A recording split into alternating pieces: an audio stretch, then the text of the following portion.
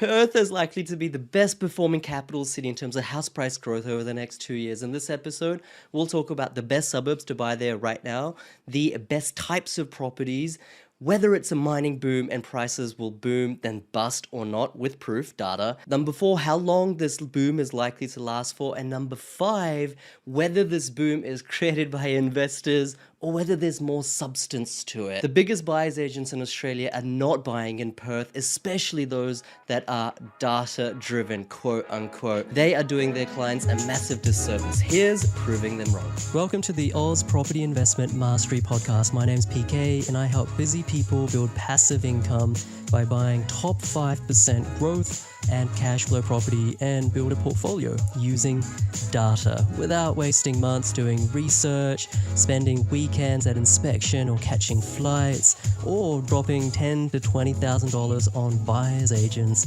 every single time. So if you're confused, lack confidence, and just overwhelmed with all the information and marketing misinformation available online and don't know where to start, then this show is for you.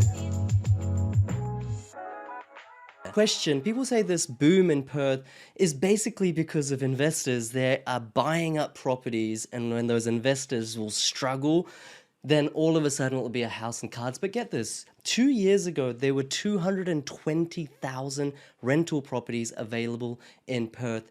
Fast forward 2 years to like right now in 2023, there are just 200,000. That's a reduction of 10%. So in the last 2 years, sure, investors have bought a lot of property in Perth, but there's less now than there was to start with. So you tell me, is this an owner-occupier led boom or an investor boom? The National Housing Finance Corporation says that in Perth, by 2027, there will be 25,000 less properties than there will be needed, a shortfall of 25,000. Now, 25,000 is about 25% of overall Australia's shortage by 2027, yet Perth housing constitutes only 10% of the actual total housing in Australia. So there is a disproportionate amount of shortage, 25% in Perth, than there ought to be. That means that Perth has the biggest chronic shortage in Australia versus any other capital city. Another stat for you, right now, investors in Perth are transacting only 2/3 the volume of properties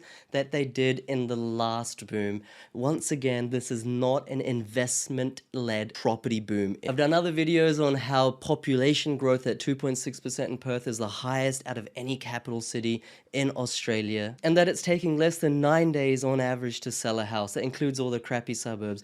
Look, I'm not trying to spruik Perth. I want you to understand this and make your own decision. Maybe Perth isn't for you, but at least be humble, open-minded, and have the foresight to acknowledge that there just might be an opportunity here for you, not me, for you to make money for yourself. The average days of inventory is down to 50 days. That means if no more property came for sale in 50 days, all existing property in Perth would be sucked up. There'd be nothing for sale. That is the shortest, smallest amount of inventory days as a stat anywhere in Australia right now. All the stats that I'm sharing are from REWA, ABS, and Core Logic. A mining town, right? That's what you've been saying, and I've done so many videos sharing and proving over the last 2.5 years why that's no longer the case. Another one for your investigation is right here. The source is ABS, and it's saying private sector new capital expenditure, okay? So businesses, corporations, how much CapEx, how much expansionary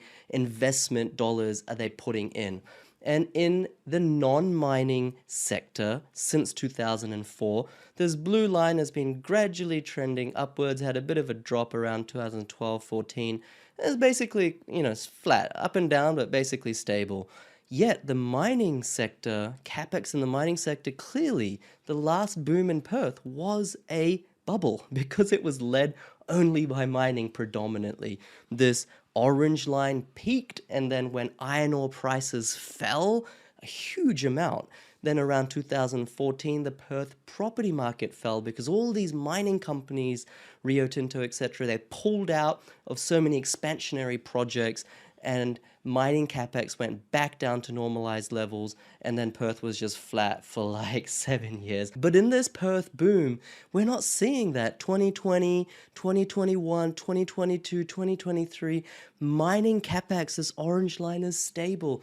People who say this is a mining boom don't understand the data, including award-winning buyers agents, because this is not hiked up. The mining capex is stable. And I want to remind you, iron ore prices, which are the key determinant of a mining boom over in WA, have already fallen 50% for more than a year. So it's not like, oh, iron ore prices are at record levels. Actually, they've fallen 50% in 2021 and in 2022 they were stable. Now they're pretty stable, going up a little bit again.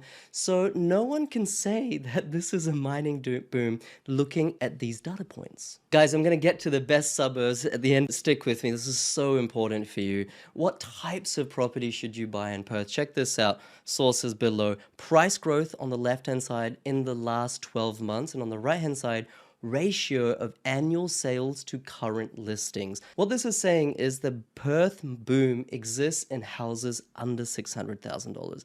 You see this right here? This means this blue chart, houses under 600K have risen more than 10% in the last 12 months. Perth houses over 600,000 have only gone up 4%. Regional WA, even less, and Perth apartments, I know you might be tempted, but forget it. Don't do that, right? So it's not that everywhere in Perth is booming, and I want you to understand that as well, because that's why we're not seeing the media saying Perth property boom 25% or 10% or 15% like you remember Sydney, Adelaide, Brisbane in COVID times, because this boom isn't everywhere. And you know the reason why it isn't everywhere is because these houses above 600K, there's hardly anything for sale. All right, so when we take median city capital growth calculations, we need to take the median in the middle. But if there's nothing really getting sold at the higher end, the stock is so tightly held, no one wants to sell their house in Perth if it's, you know, above 600K as a generalization, then the median is skewed down. Therefore, we're not seeing Perth property go up 20%. But in reality, the boom is on its way. How long is it going to last? Check out the timing, the turning points, okay? So this is really interesting. It's by Property Power Partners, ratio of annual sales to current listings. When you have more sales to current listings, more demand to current supply, then that means that price movement or momentum is going up. So what this is saying is that Perth houses under 600K, all right, this blue bar, in 2021, it was above our equilibrium of 2. Therefore, Perth properties started to go up in 2021. You know, those clients of mine who bought in places like Rockingham in early 2021, January, February, you guys have like almost doubled their money in literally 2 or 3 years. And then this momentum increased, this ratio of sales to listings increased, is still increasing, and will continue to increase in 2024. And then it will likely to come down in 2025. That doesn't mean prices will come down in 2025 necessarily, but rather this ratio tapers off. It's only when it comes down to this equilibrium do then prices start stabilizing. Now, of course, this is a forecast, but let's say in 2026 or 2027 it comes down to this equilibrium. We are not at the end of this Perth boom under $700,000. What's also interesting is that Perth prices over 600K. You know the reason on the previous chart I shared that they haven't risen is because only just starting to hit this threshold line of 2. Okay, before 2021, 2022, they were still building up that momentum, and next year and the following year, these more expensive houses will really start to gain momentum. Okay, so that is when 2024, maybe 25, that's when you're likely potentially to hear those media headlines, Perth boom, 15% capital growth, 20% capital growth, perhaps, okay, based on this analysis of sales to listing. Thank you for waiting patiently. Now, maybe this is the part you've been waiting for as well. Top 10 suburbs for price growth. I'll take you through top 10 suburbs for price growth, fastest selling suburbs, highest rent price growth suburbs, and also fastest leasing suburbs.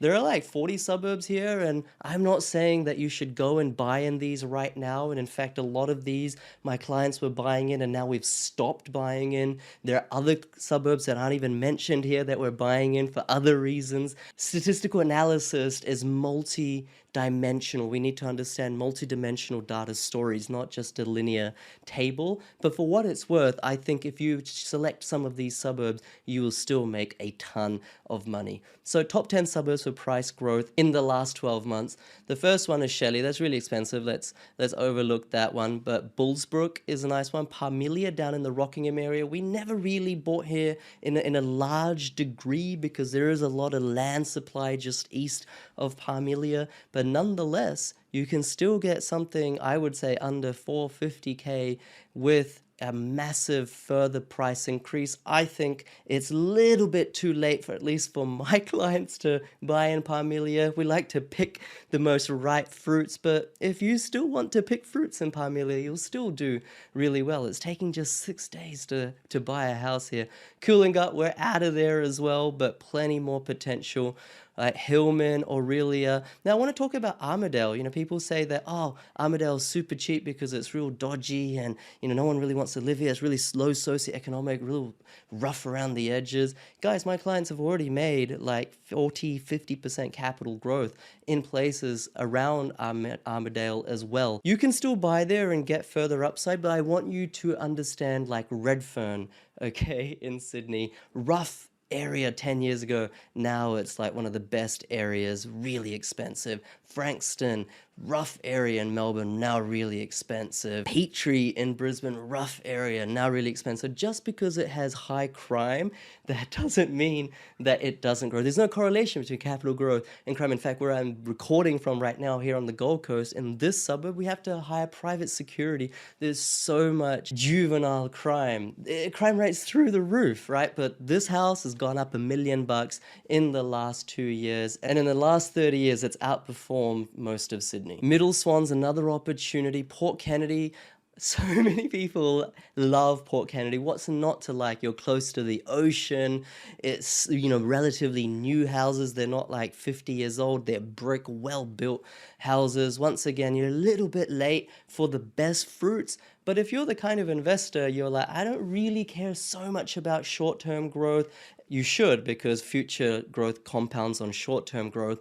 But if you're kind of a lazy investor, then Port Kennedy is still going to do terrifically well. I wouldn't be surprised if it has a 6 in front of it in 1 or 2 years. Most of the best buying is done, but still a lot of potential, as is there in Koodanup. Now, where can you buy where you are almost guaranteed to make 50K, 30K, 70K? If you buy right now, by potentially the end of the year, by January, by February, those are the areas where demand is the highest right now. And demand is symptomatic of selling days. Check this out. In Seville Grove, it takes just 3 days. 3 days, my friends, to sell a house, all right? That means that this 445 is going to go up to 545 probably within 6 to 12 months, if not sooner. I remember clients were buying here, like obviously last year, but there was one instance that just comes to mind. December, he bought for $395, and by the time it reached February this year, it was already increased by 100K. Of course, he bought it really sharp, a little bit under market value, but there's a lot of opportunity here for instant equity. We talked about Coolangatta, Armadale, Greenfields, okay? I think this has a lot of potential. I won't tell you whether we are or we're not buying, but I'd also want to emphasize this point. Don't buy the suburb. Buy a particular property on one of the better streets at the right price with the right attributes. There's 30 to 35 factors that we look at, not in terms of just suburb selection, but 30 to 35 factors property selection. So it's about what you buy, not just the suburb that you buy, guys. Later, this had, for 2 years, 2021 to 2023, the shortest housing supply in all of Perth. At times and later, there was nothing for sale for months. At times and later, there was nothing for rent on real estate or domain for months. So this has a lot of potential. We're not buying there anymore. I'll just say that out loud. But you can still make a lot of money, as can you in Camillo. Now, this is all called Logic Data, top 10 suburbs for rent price growth. So not only are house prices growing in Perth, but rents are actually growing in some instances at a much, much faster rate. That means that even though prices are going up, house prices yields are actually increasing. That's kind of like unheard of. I'm not trying to big this up, like this is just statistical reality and it makes me enthusiastic. Seville Grove, once again, I can't tell you the amount of buyers agents who used to DM me saying, can't believe your clients are buying in Seville Grove. Good luck to them wherever they're buying and whatever they're doing for their clients. Rent growth 38%. Now, Seville Grove hasn't gone up by 38% in the last 12 months. That rent have. That means that your passive income has just gone up so much. That means your interest rates are completely irrelevant. Quinns Rock, oh, I love this suburb. It's more on the more expensive side. A lot of my clients who are maybe a little bit wealthier or have a different strategy are buying or did buy in this area. Well done to the dozens of you who got there. 35% rent growth, what can I say?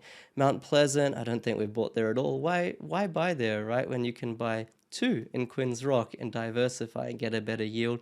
Belmont's another nice one. Balga has been hunting ground for a lot of people in my free Facebook community, Huntingdale. Shout out to folks like Rocco who couldn't believe it when it was really difficult to buy. You really need to understand how to buy off market, how to negotiate, how to be really quick to the punch. You need to buy within a few hours, a few days of these listings coming online. But for everyone who has, well done, because you've made $100,000, if not more. And interest rates have been completely irrelevant. So I want you to ask yourself and be honest, guys. How many of you were on the sidelines a year ago, 2 years ago, 6 months ago, because you're like, interest rates are rising, interest rates are rising. That means the property market's going to fall. What if I have to sell my property? And what was I saying the whole time? Of course, I'm a property spruiker, right? Of course, I would they say that, quote unquote. But here we go. Here's the proof. Rent growth in these top 10 suburbs has been between 28 and 38%. That means that all the interest rate rises that have happened in the last 12 months have been insignificant and not material. Your house price has gone up. Your rent and yield and passive income has gone up. It's been happy days for those who've taken action. I know we're going to have another 1 or 2 cap interest rate rises, but if you're buying in Perth right now, then the best time to buy is now, because if you wait 6 months or 12 months, you'll just buy the same house for much more money. So what's the point? And then fastest leasing suburbs. Not only is rent growing up in Perth, but houses are being able to be rented so quickly with basically like zero vacancy, and that's so important for a property investor. Property management fees are a little bit more expensive, so if you can offset that with basically nil vacancy, then happy days. Maddington, I love this suburb. I still like it actually, but I loved it more when it hadn't grown more than sort of 20, 30, 40%. I don't think we bought in any of these other suburbs, but Erskine, I think, is maybe the one that has the most potential out of these others, and Yokine as well. So I know it's a big statement to say, but right now in Perth, you can get properties that pay for themselves. You can get properties that you don't have to chip in anything per year to hold. Meanwhile, like I demonstrated over the next 1, 2, 3, 4, 5 years, maybe even to 2027, you can enjoy the capital growth. Do your own due diligence, but I don't want people to say Perth is a mining town. I don't want people to say that Perth is more volatile than Sydney. I proved that wrong in 3 videos ago. I don't want people to say I'm not buying because of interest rate rises in Perth. And I don't want people to say that Perth prices are only rising because of investors. We've proven all of that wrong. Guys, the best real estate, most important real estate is the 6 inches between your 2 ears. Invest in that first. Hundreds have made hundreds of thousands of dollars in the Perth and other property markets across Australia. Join, learn from them, and retire early for yourself and for your family. Hit the subscribe button. My name's PK, and I'll see you next time. See you guys.